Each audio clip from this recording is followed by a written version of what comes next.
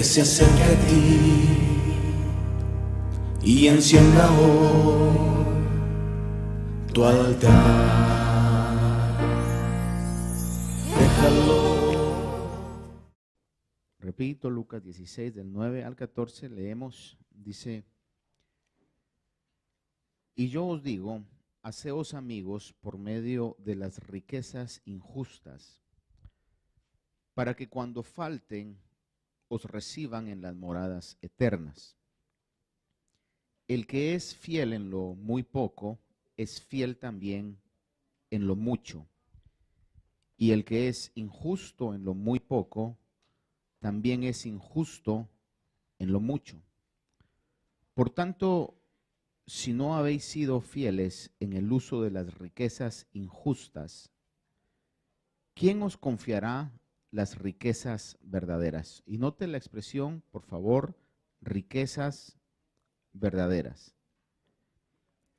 Y si no habéis sido fieles en el uso de lo ajeno, ¿quién os dará lo que es vuestro? Ningún siervo puede servir a dos señores, porque o aborrecerá a uno y amará a otro, o se apegará a uno y despreciará al otro. No podéis servir a Dios y a las riquezas. Versículo 14 dice: los fariseos, que eran amantes del dinero, oían todas estas cosas y se burlaban de él. Oramos al Señor para que nos hable hoy por medio de su palabra y que podamos ser edificados. Padre, en esta hora venimos a este lugar para bendecirte con cantos, con la presencia de nuestra alabanza, con el levantar nuestras manos, con el presentarnos delante de ti, Señor. Sabemos, Dios mío, de que tu presencia marca una diferencia cuando tu pueblo se reúne, Señor. Y en medio de este lugar también venimos para meditar en tu palabra y te rogamos que nuestras vidas y nuestros corazones puedan ser bendecidos, Señor. Tu palabra siempre nos bendice, que pueda haber una vida abierta, un corazón abierto a recibir tu palabra y que esas palabras puedan quedar escritas en nuestra mente y en nuestro corazón. Háblanos hoy, Señor, te lo ruego en el nombre poderoso de Jesús. Amén. Gloria a Dios. Muy bien. La verdad es que el Señor ponía en mi corazón poder hablar sobre este versículo y habla acerca de la riqueza. Sin embargo, hay dos diferentes maneras en que la Biblia las describe. Una es riquezas verdaderas y otra es riquezas injustas. En el año, quizás como en el 2000, comenzó una tarjeta de crédito a sacar comerciales, quizás usted vio algunos de ellos, donde ponía varias transacciones, varias compras, pero en un momento determinado ponía las reacciones que esas compras causaban en la gente y terminaba con la descripción de esa reacción y la palabra, eso es priceless. Priceless podría traducirse como es invaluable o es algo que no se puede comprar. Entre muchos de ellos, creo que como en el 2002 salió uno, donde está un niñito alrededor de 1 año y medio que acababa de soltar el caminar, acababa de comenzar a soltar la confianza para caminar. Y entonces lo enfocan al bebé todavía con sus pampers, con sus pañales. Y la descripción de esto decía: el juguete más popular para un bebé de 2 años $500. Y ponen al bebé con el juguete al lado y metiéndose en la caja donde venía el juguete. Luego dice, el peluche más popular para el bebé de 2 años, $350. Está el peluche en el piso y el bebé subiéndose o poniéndose la caja de cartón donde venía el peluche encima. Luego dice, el libro de figuras o de historias más popular para el bebé de 2 años, $60. Y ponen el libro a un lado, de igual manera, y el bebé jugando con la caja de cartón y el libro en el piso. Y termina diciendo, enfocando al bebé, dice, verlo jugar con la caja de cartón en lugar de todos los demás artículos, priceless. Esta gente gastó tanto dinero en los más caros juguetes, sin embargo, lo que el bebé realmente disfrutaba era la caja. Pero lo que llama más la atención es la descripción realmente que dice, los padres compraron eso para causar en el bebé esa reacción. Y aunque gastaron alrededor de $1,000 en los otros artículos, la caja fue la que hizo que esa reacción fuera invaluable. Hay algunas expresiones que yo creo que me ayudarán hoy para poder dejar en nuestros corazones este pensamiento.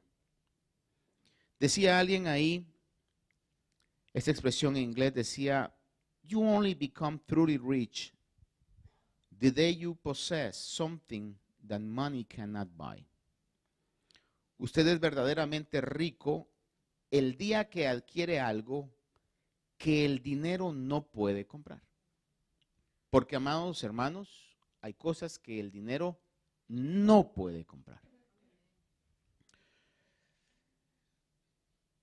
Decía alguien ahí, si quieres saber qué tan rico eres, suma todo lo que tienes que el dinero no puede comprar y lo que la muerte no se puede llevar.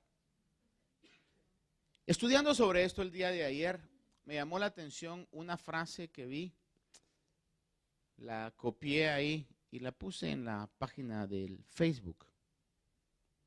Estaba yo terminando de ponerla y nada más vi que había entrado y comencé a ver que la computadora decía pim, pim, pim, pim, pim, pim.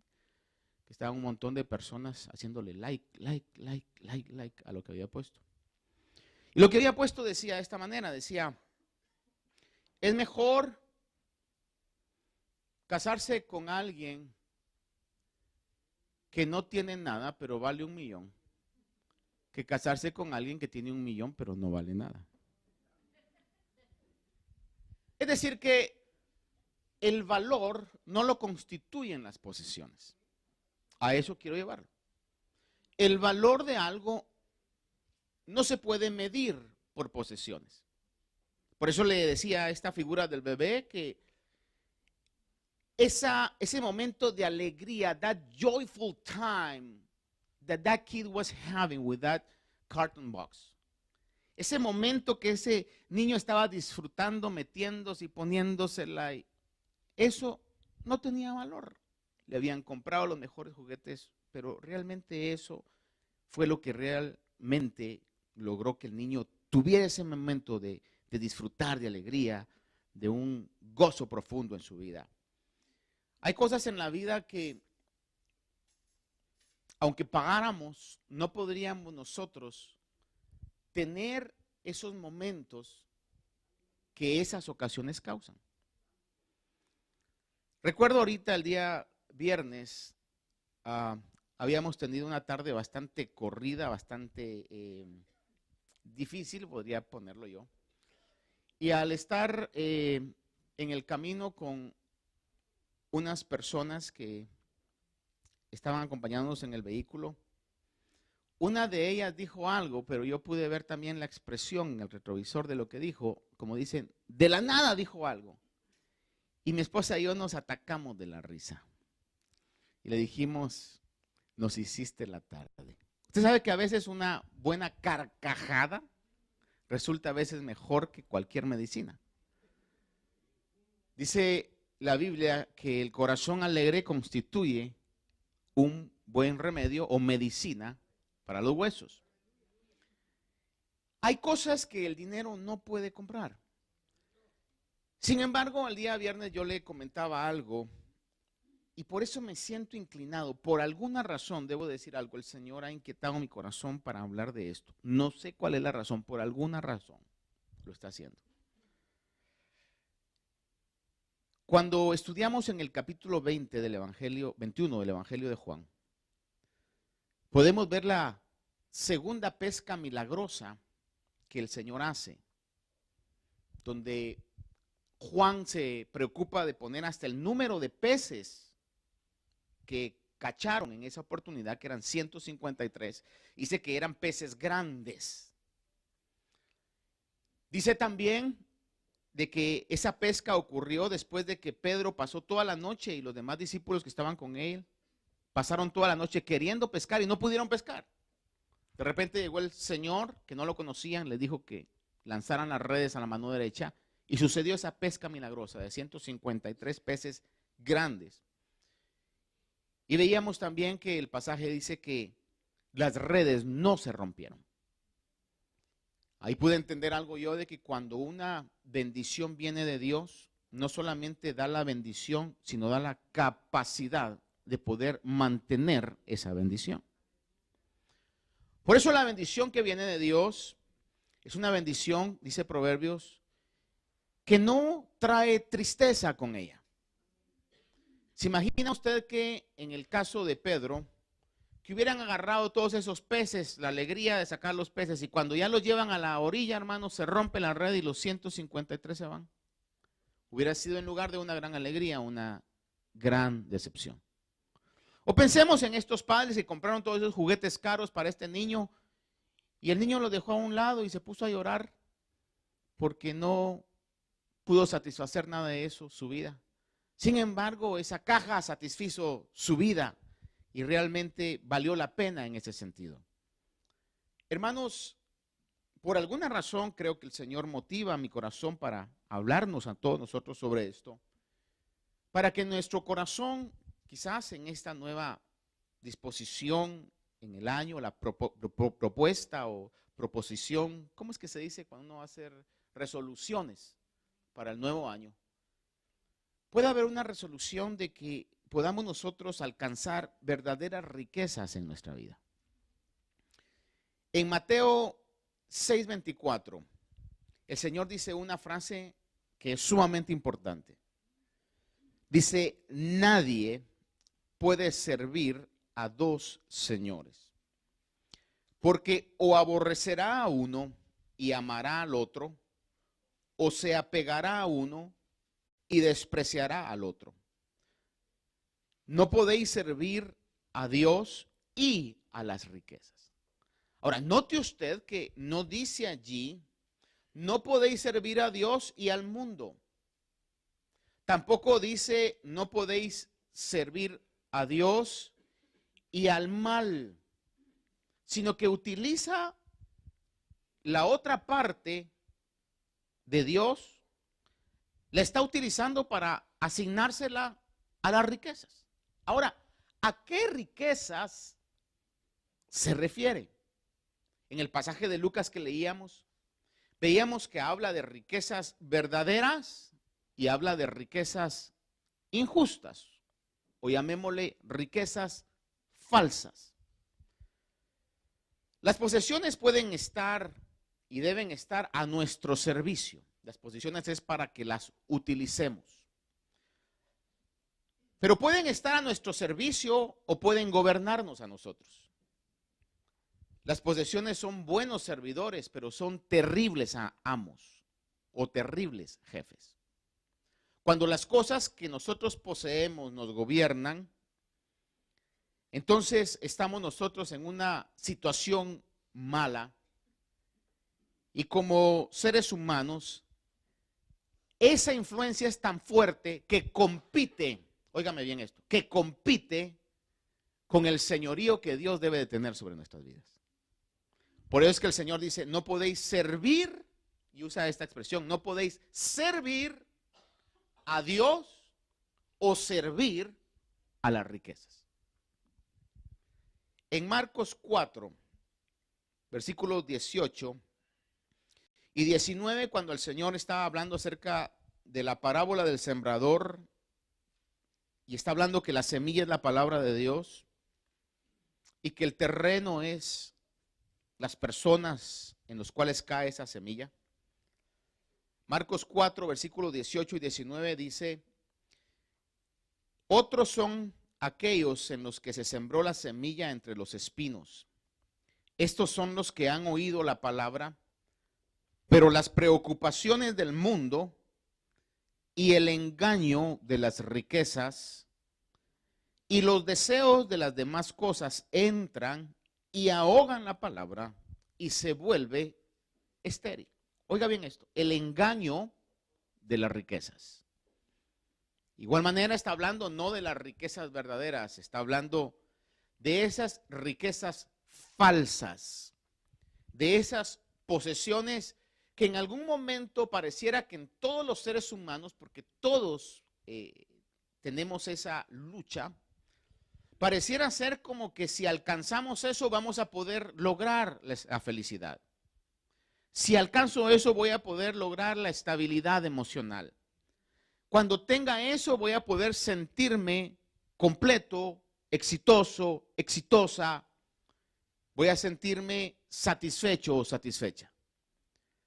Sin embargo, nada de las riquezas estériles, falsas, engañosas, puede realmente darnos esa estabilidad y esa llenura y esa plenitud que solamente las riquezas verdaderas, espirituales, pueden lograr. Hay riquezas falsas y riquezas verdaderas. Las falsas riquezas no satisfacen. Podrán llenar, pero no satisfacer. Es algo así como cuando usted, no sé si le ha pasado, pero yo creo que todos tratamos en algún momento en lo que están nuestras posibilidades de tratar de comer lo más correcto que podamos. Hay cosas que nos llaman la atención, pero cuando las comemos nos llenan, pero no nos alimentan. Nos dejan después con un tremendo sueño, un decaimiento. Sí nos llenaron en el momento. Sí llamaron nuestra atención y nos sentimos satisfechos en el momento de estar comiendo esto. Gracias a Dios que el ser humano, si se esfuerza, puede lograr cambiar los gustos. Por ejemplo, no sé si usted alguna vez se ha dado cuenta de que el paladar se hace. Usted si se crió en cierta región, desde pequeño le fueron dando sus padres un poquito de cada cosa, de la comida que comían, y su paladar fue desarrollando un gusto por esas cosas. Pregúntele a un gringo si le gustan las tortillas como le gustan a usted. Y le va a decir, o sea, no hay esa atracción. En cambio, yo me crié en un pueblo donde eso era de todos los días, 3 veces al día. Hasta solas se le antojan a uno. Y si usted se da cuenta, es algo que no tiene mucho sabor. Voy a identificarme quizás, Colombia come mucho la arepa, muy similar a la tortilla. Es la misma masa, solo que diferentemente cocinada.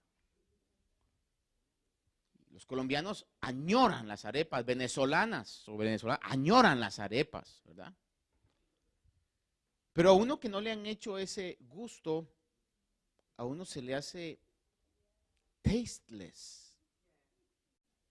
A mí me da usted una comida netamente americana. Por ejemplo, le voy a decir el famoso pavo de Acción de Gracias. Hermano, yo necesito que le echen un recado o recaldo, como le llamen, con el toque hispano, porque si no se me hace como que estuviera tragándome chicles. Y no que échele el gravy, de todas maneras I need the kick. Necesito algo con más sabor. ¿Ya? ¿Pero por qué? Porque a uno le han hecho el paladar en eso. De igual manera, por eso le decía, gracias a Dios. Desde un tiempo atrás, uno trata, por eso le digo, uno trata. Me recuerdo de que durante ciertos días de la semana, mi esposa, en lugar de, cuando estoy en casa, en lugar de darme, se me puede antojar un pan, me va a antojar un sándwich, una cosa así, y me dice, aquí está tu manzana con tu vaso de proteína. Hermano, eso es para mí como darle una inyección a un niño. La agarro, me la como, hermano. Luego el vaso de proteína, hermano, y me lo trago hasta casi me aprieto la nariz. Pero es cuestión de 15 minutos y siento cómo la energía comienza desde los pies hasta arriba. Una renovación, hermano, uno siente que algo pasó, como que se hubiera echado una siesta de mediodía. El otro día alguien nos dio de algo que está tomando y me dijo, proba esto, y le echó unas berries y le echó no sé qué otras cosas. De igual manera no me supo a gloria, me lo tomé, pero fue en cuestión de 10 minutos que le dije, esto está buenísimo, por la reacción que puede haber. Pero de que a mí me salga de mi propia iniciativa, ¡ay! Voy a comer saludable, hermano, lamentablemente no. Pero lo que me he dado cuenta es de que cada vez se me hace menos feo. No sé si me explico. Antes era, ¿cómo se puede tomar uno esto? Poco a poco ya, y al rato ya hasta le gusta a uno. Espero en Dios que un día se me antoje. ¿A qué quiero decirle con esto? ¿A qué es lo que quiero dar a entender? De que las riquezas falsas son como esa comida que llena, pero no alimenta. Pero realmente no nutre, realmente no satisface real, solamente llena el momento. En Eclesiastés capítulo 2, verso 4 al 11, Salomón, que tuvo la oportunidad, porque no le voy a decir yo ni siquiera la dicha o el privilegio, tuvo la oportunidad, el joven Salomón, de alcanzar todo lo que en ese momento podía alcanzar. El que en parte escribe Eclesiastés del 4 al 11, vea cómo se pronuncia él en relación a esto, dice, engrandecí mis obras, me edifiqué casas, planté viñas para mí, me hice jardines y huertos y planté con ellos toda clase de árboles frutales. Me hice estanques de aguas para regar el bosque con árboles en pleno crecimiento. Compré esclavos y esclavas y tuve esclavos nacidos en casa. Tuve también ganados, vacas y ovejas, más que todos los que me precedieron en Jerusalén, aún más que su padre David. Reuní también para mí plata y oro y el tesoro de los reyes y de las provincias.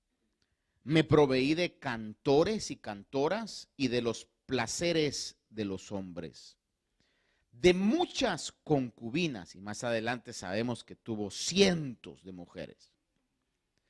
Y me engrandecí y superé a todos los que me precedieron en Jerusalén. En otras palabras, su ego se satisfizo. Hay una palabra que describe a una persona que busca todo el tiempo la grandeza, y es la palabra meglomanía o maglomanía. Posiblemente era una situación que tenía Salomón, quería siempre hacer lo más grande, lo mejor, y dice que lo alcanzó. No solamente eso, sino que también la sabiduría permaneció conmigo. Y de todo cuanto mis ojos deseaban, nada les negué. Ni privé a mi corazón de ningún placer, porque mi corazón gozaba de todo mi trabajo, y esta fue la recompensa de toda mi labor. ¿Se ha dado cuenta usted que en algún momento, cuando alguien, por ejemplo, tiene una mentalidad compulsoria hacia algo, pensemos, es un comprador compulsivo, y en algún momento va a comprar una cosa más de las 3 o 4 que ya tiene. Y al final se habla a sí mismo y dice, pero es que yo trabajo tanto que me merezco este gusto o este placer. Ahí Salomón está diciendo, hice todo esto porque yo realmente trabajé mucho, entonces esta fue la recompensa de toda mi labor. Dice, consideré luego todas las obras que mis manos habían hecho y el trabajo en que me había empeñado. Y mire la conclusión. Y he aquí, todo era vanidad y correr tras el viento. Y dice, y sin provecho bajo el sol. Qué triste final, ¿no? Haberse esforzado tanto, acumulado tanto, y saber que cada vez que alcanzaba una meta, se sentía satisfecho por un momento. Alcanzaba otra meta, se sentía satisfecho por un momento. Se proyectaba a otra y a otra y a otra, y todo resultó teniendo el mismo efecto. Una satisfacción temporal, momentaria, pasajera. Y por eso escribe y queda establecido en la palabra, y él lo identifica, he aquí, todo esto era vanidad y correr tras el viento y sin provecho bajo el sol. En el Salmo 62:10 dice una escritura de esta manera y dice, no confiéis en la opresión ni en el robo pongáis vuestra esperanza. Si las riquezas aumentan, no pongáis el corazón en ellas. Vivimos en un mundo en donde, motivados por querer alcanzar posesiones, alcanzar una posición también, bienes o reconocimientos, a veces podemos caer en la mentalidad de decir, cueste lo que cueste, yo voy a alcanzar eso. Y cuando las personas a veces dicen cueste lo que cueste, implica a veces pasar encima de las personas que tenga que pasar. Poder escalar aunque en el camino tenga que dejar a otros a un lado. Lo importante es que yo llegue a la cima. Y esa fuerza de querer alcanzar y querer posicionarse donde creemos que debemos estar o donde identificamos que está el verdadero éxito, puede hacernos personas en algún momento insensibles, apartadas de la visión de lo que la Biblia realmente determina como éxito. Estaba leyendo que un día dice que le preguntaron a el millonario hombre Rockefeller, ¿cuánto es suficiente dinero? Y la respuesta que Rockefeller dio es, solamente un poco más. Es decir, que con todos los millones que tenía, que sin duda alguna no tenía ni el tiempo ni la vida para gastarse todo lo que adquirió, todavía sentía que tenía que alcanzar un poco más. En otra oportunidad dice que alguien que no era rico, era una persona quizás de clase media, llegó con uno de estos millonarios o billonarios, poniéndolo en el tiempo de hoy, y llegó y le dijo, ¿sabe que yo soy más rico que usted? Y la persona, burlándose de él, quizás de la misma manera que los fariseos se burlaban de Jesús cuando leímos lo que leímos en Lucas. Dice que esta persona, burlándose de él, le dijo, ¿sobre qué base tú te atreves a decir que tú eres más rico que yo?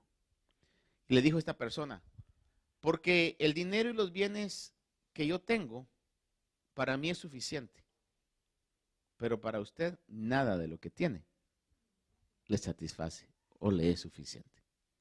Porque las riquezas falsas o injustas, y le llama la Biblia injustas porque se esfuerza uno tanto por alcanzarlas y la paga es demasiado pequeña para todo el esfuerzo que se puso en alcanzarlas.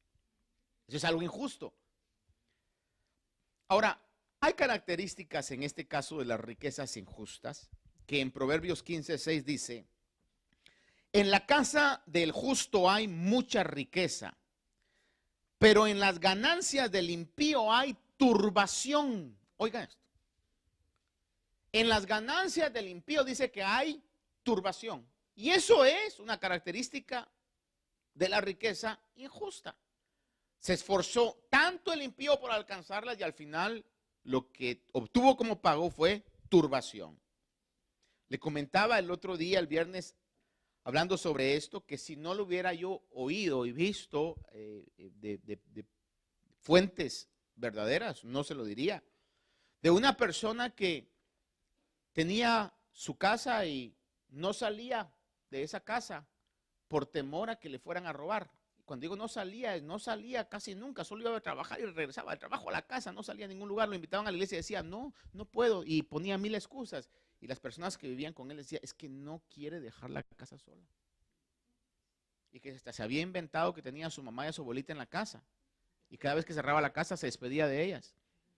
Ahí vengo mami, ahí vengo abuela, ¿no? Y se inventaba como que tuviera una conversación con ellas. Y cuando salía, dejaba la televisión prendida para que supieran o creyeran que había alguien. Hermano, esa persona no tenía casa, la casa lo tenía él. Es decir que cuando la Biblia habla de que hay turbación en las ganancias, está hablando a esa preocupación donde no podemos alcanzar realmente la riqueza de tener una vida confiada y en paz, sabiendo que es Dios quien cuida de todo lo que somos y lo que podamos tener. Se critica mucho a Job. A veces cuando se hace un estudio irresponsable de la palabra, dicen, a Job le vino lo que vino porque él lo pidió. Y realmente Dios habló de Job como el justo. Dios habló de Job y lo bendijo después de un trato que era necesario en la vida de él. Pero él dice una frase muy real y yo creo que él estaba confiado en eso. Dice, Dios dio, Dios quitó. Sea el nombre de Dios o de Jehová bendito. El movimiento feminista que aún llega a la iglesia cristiana, dicen que la mujer no le dijo lo que la Biblia dice que le dijo. Pero de igual manera, cuando se hace un estudio responsable de la palabra, se da cuenta que sí, la mujer de Job le dijo lo que le dijo. Le dijo, maldice a Dios y muérete. Los que defienden mucho, no, es que no le dijo eso, porque otra traducción traduce, bendice a Dios y muérete. Bueno, vamos a darle el beneficio de la duda. De cualquier manera la vieja quería que se muriera. Ya sea maldiciendo o bendiciendo, pero ese era el objetivo de la señora. Ella quería quedarse viuda y libre en ese sentido. Ahora, ¿dónde estaba el corazón de Job? Hermano, quedó establecido en la palabra y dice, el Señor dio, el Señor quitó, sea su nombre bendito. Tenía sin duda este hombre, si no en una dimensión grande, pero muy profundo en su corazón, un tesoro, y era la riqueza verdadera, que sabía que Dios estaba en cuidado de él. Dice Proverbios 15:16, mejor es lo poco con el temor del Señor que gran tesoro y turbación con él. Mejor es un plato de legumbres donde hay amor que buey engordado y odio con él. Mejor es comer legumbres, aunque no nos gusten, ensaladita con un vaso de proteína. pero con alegría de corazón. El 28:20 de Proverbios dice, el hombre fiel abundará en bendiciones, pero el que se apresura a enriquecerse no quedará sin castigo. Y como le repito, a este punto quisiera decirle yo, el Señor me habló, hermano, sí me dijo. No sé por qué el Señor ha puesto este sentir en el corazón. No lo sé. Simplemente estoy hoy tratando de ser obediente a esto. No sé qué venga, quizás para muchos, quizás para todos, quizás para algunos. No lo sé. Pero dice la Biblia que el hombre fiel abundará en bendiciones. ¿Fiel a qué? Fiel a los principios de la palabra de Dios. Porque cuando está el llamado de la acumulación de bienes y de riquezas, pueden haber propuestas que van en contra de los principios que la palabra de Dios manifiesta. Si haces estos negocios turbios, si pones en mal a tal persona, vas a poder alcanzar el lugar que él tiene en el trabajo. No sé, pero eso se mueve en el mundo. Si alcanzamos de esa manera bendiciones, esas bendiciones lo único que van a traer va a ser turbación. Va a estar usted en ese puesto, pero va a decir, ¿y ahora quién va a hablar mal de mí para que me quiten a mí? Pero si usted espera su trabajo, su responsabilidad, su dedicación, hablan por usted, sabrá que es realmente Dios el que lo puso ahí y su vida va a estar confiada en que es Dios el que cuida de usted. Si usted sabe que Dios le ha dado su casa, el carro, su hogar, usted sabrá que es Dios el que cuida sobre todas las cosas que están a su alrededor. En el 16:22 de Proverbios dice, el hombre avaro corre tras la riqueza y no sabe que la miseria vendrá sobre él. Óigame esto, el hombre avaro corre tras la riqueza, pero no sabe que la miseria vendrá tras él o vendrá sobre él. Por eso surge la expresión en algún momento, y a este punto no debo de hacer una pausa, aquí un paréntesis. No estoy diciendo yo que el ser pobre sea bueno o que los cristianos no pueden tener posesiones, porque la Biblia nos habla de gente que tuvo muchas posesiones y amó a Dios con todo su corazón y por sobre todas las cosas. Si ese fuera el principio, entonces Dios hubiera dejado a Job pobre todo el tiempo, pero usted lee al final de Job que dice que le dio 7 veces más de lo que tenía. Mira a Abraham, un hombre lleno de posesiones, el mismo David que antecedió a Salomón, que llegó a alcanzar mucho que Dios le había dado. Pero cuando en Proverbios leemos este pasaje en el 22 que dice que el hombre avaro corre tras la riqueza y no sabe que la miseria vendrá sobre él, podríamos decir que ese tipo de persona le podríamos decir pobres ricos. ¿Por qué? Porque tienen mucho, pero internamente son miserables. Nada de lo que tienen puede satisfacer su vida. Por eso el pasaje dice que corre tras la riqueza y no sabe que la miseria vendrá sobre él. Siempre he creído esto, no sé si estoy en lo correcto, pero yo creo que para alguien que no tiene mucho en esta vida y de repente, voy a pensar yo, le dicen o Dios le revela, te quedan 2 o 3 días de vida, va a ser para él menos difícil despedirse de este mundo. Que alguien que ha alcanzado grandes cantidades ha de decir, ¿y ahora quién se va a quedar con todo esto? Porque tratamos siempre de tener nosotros el instinto de posesión de lo que está alrededor nuestro. Dígame usted, el carro en el cual vino usted le llama que es su carro. La casa donde usted vive dice que es su casa. Venimos, compramos una casa y le ponemos una fence para delimitar el terreno de que esto es mío. Así es en todo. Algunos van aún a ciertos extremos, ¿verdad? Y cuando entran a una relación sentimental, se apropian de la otra persona.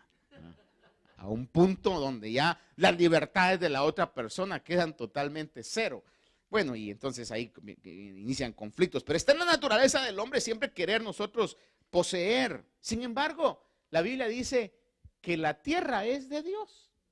Y si usted vive en la tierra, lo que tenemos es de Dios. Nada más que nos puso ahí para poder como le puso a Adán, cultivar el huerto, pero realmente es de Dios. Lo que tenemos es de Dios. Aún nuestra propia vida es de Dios. Es un principio bíblico. En 1 de Timoteo capítulo 6, del versículo 6 al 10, al hablar sobre esto, obligadamente tenemos que tocar este versículo, dice: pero la piedad en efecto es un medio de gran ganancia cuando va acompañada, oiga esto, de contentamiento. Por favor, diga conmigo, contentamiento.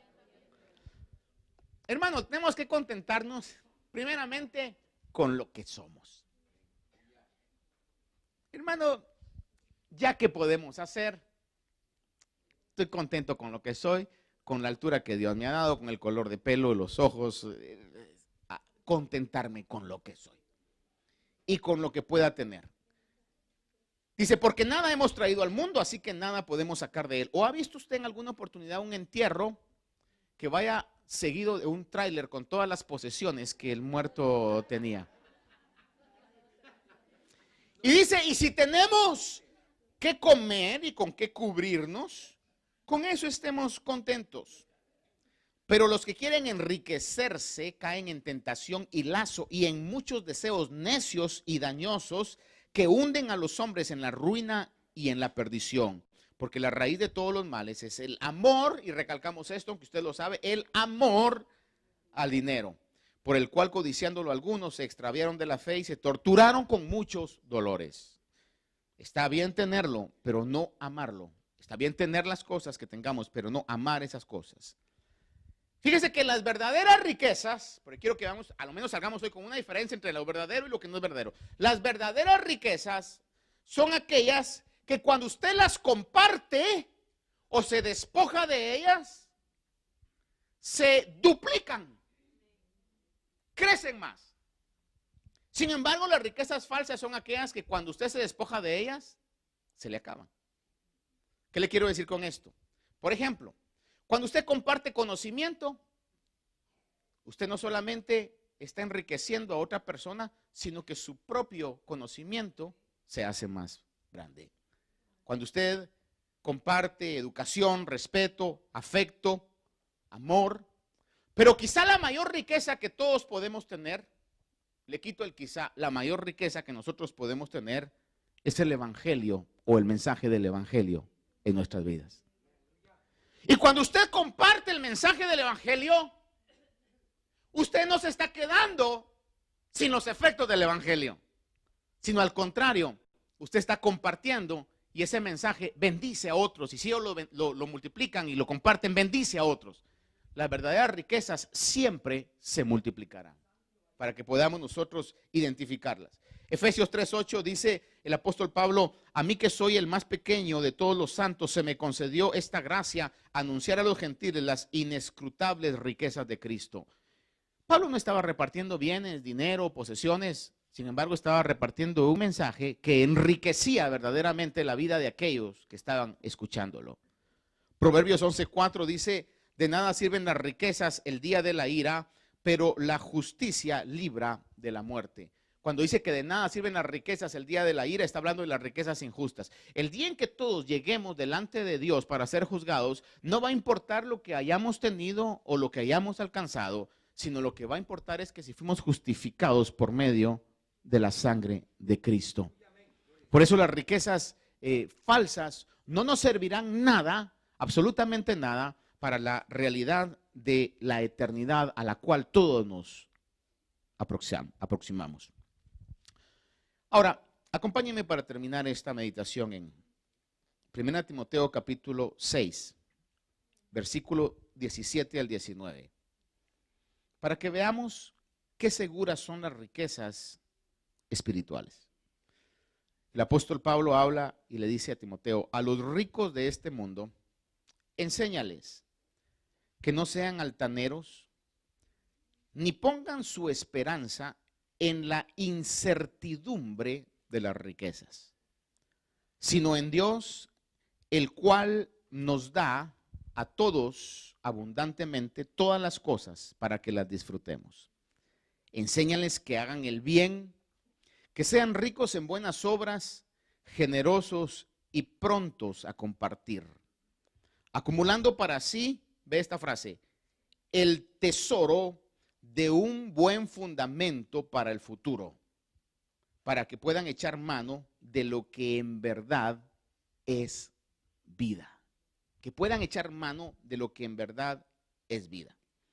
Ahora, para concluir, quiero que consideremos una parábola que es muy importante y en algunos momentos bastante delicada. Lucas capítulo 16, del verso 8 al 13. El Señor está hablando con los discípulos y habla acerca de un hombre. Usted ha leído la historia, sin duda alguna, de un hombre que fue acusado que estaba malgastando los bienes de su señor, de su amo.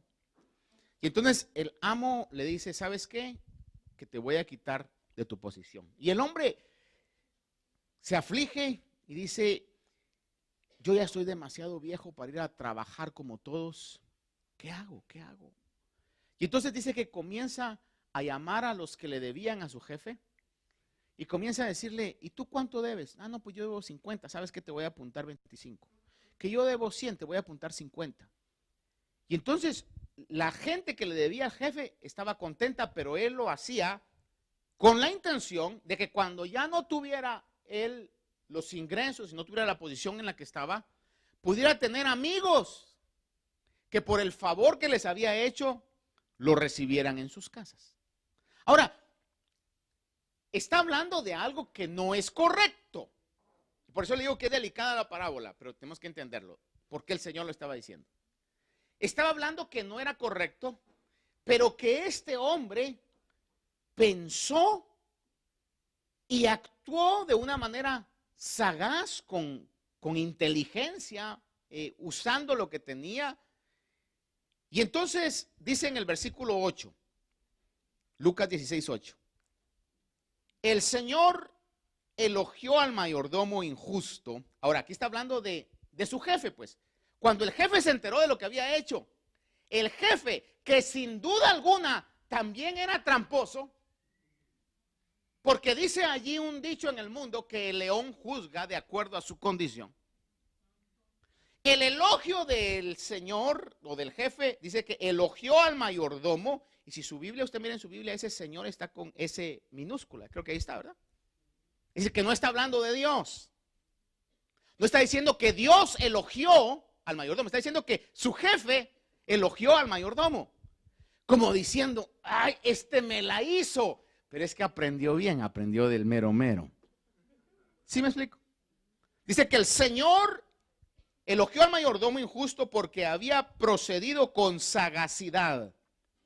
Pues los hijos de este siglo son más sagaces en las relaciones con sus semejantes que los hijos de luz. Y aquí yo creo que todos deberíamos decir, ouch. Jesús lo dijo, que la gente a veces tiene más sagacidad que los hijos de luz. Y yo os digo, y lo que el Señor concluye entonces en esta historia es, haceos amigos, vea esto, por medio de las riquezas injustas, para que cuando os falten, os reciban en las moradas eternas. Ahora déjenme preguntarnos a todos nosotros, ¿cuántos de aquí tienen posesiones que dicen, estas son mías? ¿O cuántos de aquí en usa la palabra decimos, pastor, la verdad es que yo no tengo nada, todo le pertenece a Dios? Hasta el aire. ¿Qué tal que a Dios se le ocurriera un día decir, ¿saben qué? Succionen todo el oxígeno de ahí, porque el oxígeno es mío. ¿Qué pasa con todos los humanos? Dejamos, hasta ahí llegamos. El planeta donde vivimos, vamos a las cosas prácticas, el carro, el vehículo, la casa, el lugar donde vivimos, la ropa que tenemos, es de Dios. Ahora, todas esas cosas no son nuestras, son de Dios. Y el Señor sigue hablando en este pasaje y dice, el que es fiel en lo muy poco, es fiel también en lo mucho, y el que es injusto en lo muy poco, también es injusto en lo mucho. Por tanto, si no habéis sido fieles en el uso de las riquezas injustas, ¿quién os confiará las riquezas verdaderas? Ahora déjeme decirle algo aquí. La Biblia aclara y dice muy claramente que hay no solamente riquezas. ¿Sabe que la Biblia dice que nos van a dar un cuerpo glorificado a aquellos que creemos en el Señor Jesús? Un cuerpo como el Señor tuvo. Este cuerpo que cuidamos tanto y tenemos que hacerlo porque se deteriora muy fácilmente, va a ser transformado con un cuerpo de acuerdo a la gloria de Dios. Eso nos espera, lo dice la Biblia. De igual manera la Biblia habla que dice, no os hagáis tesoros en la tierra, donde se entra la corrupción o se corroen y se pierden y los ladrones se la roban, sino haceos tesoros en los cielos. Es decir, que la Biblia también nos habla, no solamente que nos espera un cuerpo, sino nos esperan tesoros en los cielos. Es lo que la Biblia enseña. Ahora, en este sentido entonces dice, ¿quién os confiará las riquezas verdaderas? Y si no habéis sido fieles en el uso de lo ajeno, a eso voy. ¿Qué tenemos que es nuestro? ¿O acaso no somos simplemente administradores de algo que Dios nos ha dado? ¿Podrá alguien discutir eso y decir, no, esto es mío? No, hermano. Todo lo que tenemos es ajeno. Dios nos lo ha dado. Y lo repito una vez para que nos quede bien claro en nuestra vida. No tenemos nada. Todo lo que podamos tener es de Dios.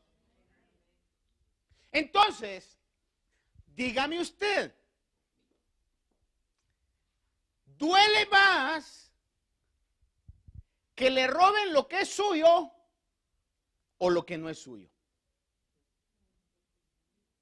Si somos honestos, lo que no es nuestro, ay, se lo robaron. Pero si es nuestro, nos duele. Amados hermanos, lleguemos a una realidad. Nada es nuestro. Nada es nuestro. Todo es de Dios. Con esto no le digo que tengamos una actitud de no cuidar lo que Dios nos ha dado. Amén. Pero por eso logra tal importancia lo que Job dice, porque dice, Él dio, Él quitó. Él sabe lo que está haciendo con lo que es de Él. En este sentido, entonces, dice, si sois fieles en el uso de lo ajeno, ¿quién os dará lo que es vuestro? Ningún siervo puede servir a dos señores, y dice una vez más lo que leíamos en el otro pasaje. Porque aborrecerá a uno y amará a otro, o se apegará a uno y despreciará al otro. No podéis servir a Dios y a las riquezas. ¿Por qué lo digo? No sé. Honestamente no sé. Pero creo que por algo lo digo. Termino con esto. ¿Sabe usted qué dice un dicho en el mundo? Time is money. ¿Cuántos han oído esa expresión? Tiempo es dinero. A usted le pagan por su tiempo. Hermanos amados, los años que el Señor nos quiera dar, invirtamos en el Evangelio. Es el mensaje que le quiero dar en su corazón. Invierta su tiempo, ponga su vehículo al servicio de Dios, ponga sus posesiones al servicio de Dios, ponga sus fuerzas al servicio de Dios. Invierta en las verdaderas riquezas. Haga tesoros en el cielo y estoy convencido que un día vamos a darnos cuenta que fue la mejor decisión y la mejor inversión que pudimos hacer con nuestra vida. Amén. Padre Santo, yo te agradezco esta mañana.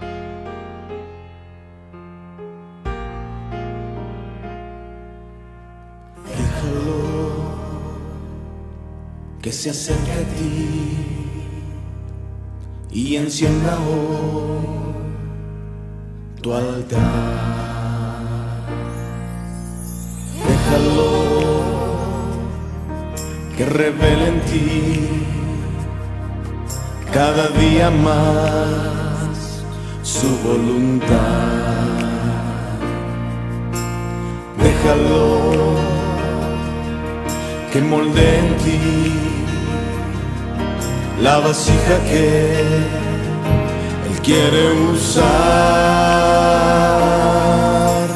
Déjalo que gobierne en ti, déjalo que gobierne en ti. Entrégale al Señor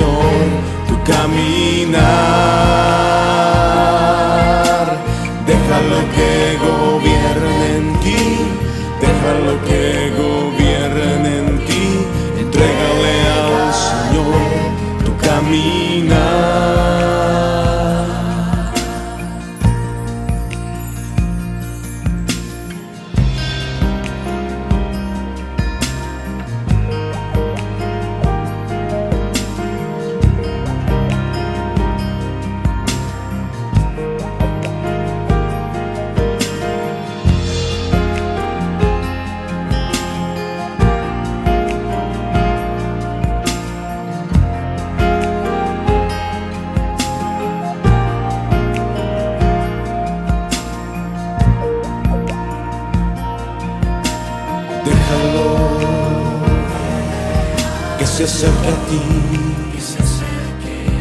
y encienda hoy tu altar. Déjalo que revele en ti cada día más su voluntad. Déjalo que moldee en ti la vasija que Él quiere usar. Déjalo que gobierne en ti, déjalo que gobierne en ti. Entrégale al Señor tu caminar.